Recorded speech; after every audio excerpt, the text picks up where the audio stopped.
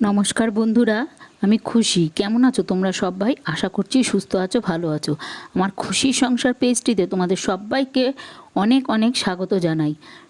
আজ কিন্তু শনিবার, আর এখন ঘড়িতে সময় সকাল 9টা। এখন থেকেই আমি আমার ব্লগটা শুরু করছি। সকালে ঘুম থেকে উঠেই দেখছি বাইরে অনেক বেশি হাওয়া বইছে, অথচ অল্প অল্প রোদও আছে। আর মাঝে মাঝে রোদটা একটু বেশি উঠছে, দেখা যাচ্ছে রোদটা আর কি। আর সেই জন্য আমি আমার সমস্ত জামা কাপড়গুলো, প্রায় নাইটি ছিল তার মধ্যে 13-14টা, এগুলো সবই কেচে ছাদে নিয়ে গেছি মেলতে। কেননা ছাদে মেলে দিলে তাড়াতাড়ি শুকোবে, যতই হাওয়া হোক হাওয়াতেই তো শুকিয়ে যাবে, রোদ না থাক। তাই ছাদের দড়িতেই সব জামা কাপড়গুলো এক এক করে মেলে দিয়ে এলাম। এত জামা কাপড় যে দুটো দড়িতে ধরেনি। আবার ছাদের দেখো নিচের মেঝেটাও মেলতে হয়েছে।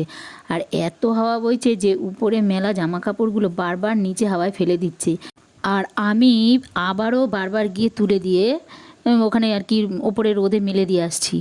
আমি শুনছি নাকি খবরে বলছে যে একটা ঘূর্ণিঝড় হবে, আসতে চলেছে, যার নাম হচ্ছে রেমাল। ঝড়টা নাকি রবিবার রাতের থেকেই বেশি হবে, কারণ রাতেই নাকি স্থলভাগে ল্যান্ডফল হবে, আর ভারী বৃষ্টিও হবে তার সঙ্গে। ঝড়ের নাম শুনলেই তো ভয় লাগে।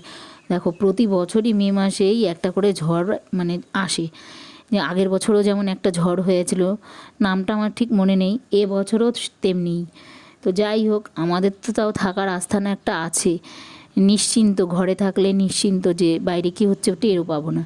কিন্তু যাদের ঘরবাড়ি কাঁচা টিনের, তাদের তো ভীষণই ভয়। প্রতি বছরই বিশেষ করে সুন্দরবন এলাকায় মানুষদেরই বেশি ক্ষয়ক্ষতি হয়। যাক, আর কি হবে, আমাদের সবাইকেই সতর্ক থাকতে হবে। তো বাইরে সব কাজ সেরে নিয়ে চায়ের পর্ব শেষ করে তারপরে আনাজপাতি কাটতে বসে পড়লাম। আর দেখো কেটে নিচ্ছি চাল কুমড়ো। শুধু চাল কুমড়ো কিন্তু কাটেনি, খাড়কোল বলো, আর তোমরা কেউ কেউ, আমরা খাড়কোল বলি, তোমরা হয়তো কেউ কেউ ঘ্যাটকোলও বলো, আর কে কী বলে থাকো আমি জানি না, তোমরা কিন্তু অন্য নামে হয়তো জানলে বলো আমাকে। তো ওই খাড়কোলের ডাঁটি আর পাতা একসঙ্গে, আর একসঙ্গে কেটে নিয়েছি। আর ডিমের ঝোল করবো বলে আলু পেঁয়াজ রসুন আদা এগুলো কেটে নিয়েছি।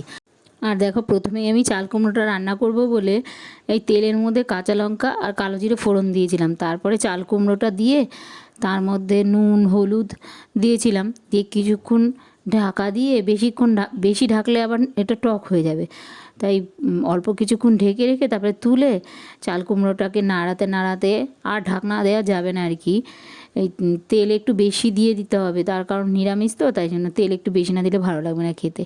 এবার নাড়াতে নাড়াতে যখন মজে আসবে তখন একটুখানি চিনি দিয়ে তারপর আবারও একটুখানি নাড়িয়ে নাড়িয়ে জলটাকে শুকিয়ে নিয়ে তারপরে চাল কুমড়োটা আমি রেডি করে নিয়েছিলাম আর নামিয়ে নিয়েছিলাম। এরপর কিন্তু আমি খাড়কোলের ডাঁটা আর এই ডাঁটা আর পাতাগুলো বাটা করে নিয়েছিলাম।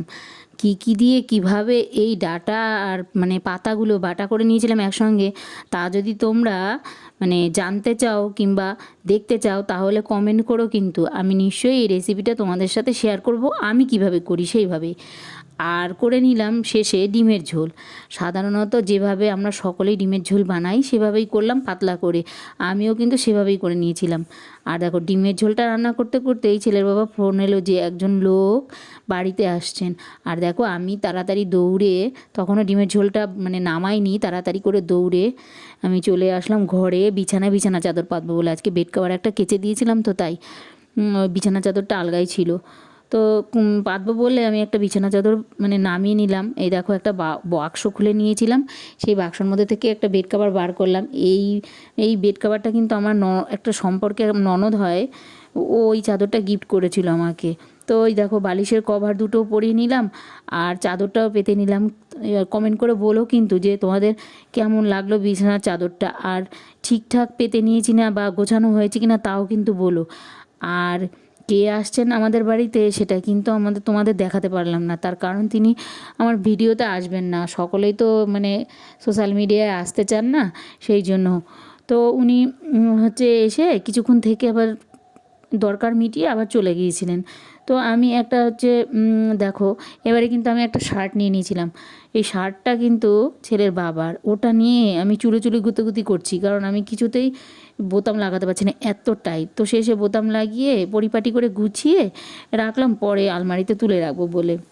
তো এবারে দেখো তোমাদের সঙ্গে সেই দেখা হয়েছিল শার্ট গোছানোর সময়, আর এখন কিন্তু সন্ধ্যা হয়ে গেছে। এর মাঝে আমি কিন্তু স্নান খাওয়া দাওয়া সেরে পুজো সব কিছু সেরে নিয়েছিলাম আর ঘুমিয়েও নিয়েছিলাম। ঘুম মানে ওই চোখটা শুধু বন্ধ রাখা। আমি দুপুরে বেশিরভাগ দিনই ঘুমাই না, শুয়ে ফোনটা ঘাটাঘাটি করে এই করে কাটি উঠি, তারপরে জল তুলি, দুধ আনি, এই করতে করতেই সন্ধ্যা হয়ে যায়, পরে রাতও হয়ে যায়। আর দেখো এবারে আমি কিন্তু চলে এসেছি রান্নাঘরে ভাত বসাবো বলে আর কি, ভাতটা ছিল না।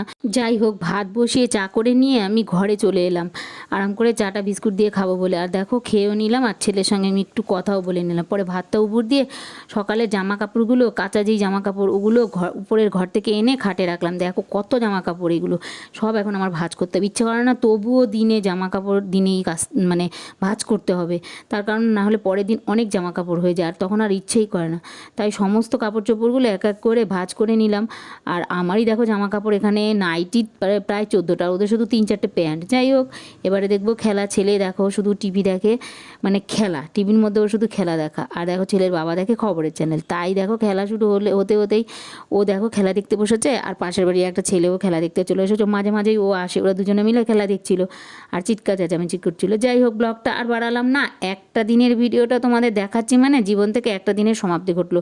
কাল আবার নতুন একটা ব্লগ নিয়ে নতুন একটা দিনে তোমাদের সামনে আমি হাজির হব।